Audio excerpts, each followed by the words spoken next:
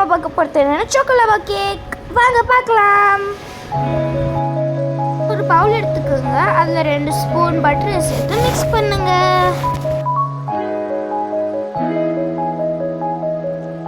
1 cup sugar பவுடரை சேர்த்து mix பண்ணுங்க.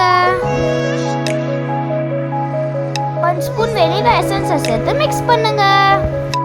1 கப் மேதா சேர்த்துக்கோங்க. 1 spoon baking powder, 1 spoon cocoa பவுடரை சேர்த்து ஜெலிச்சுக்கோங்க.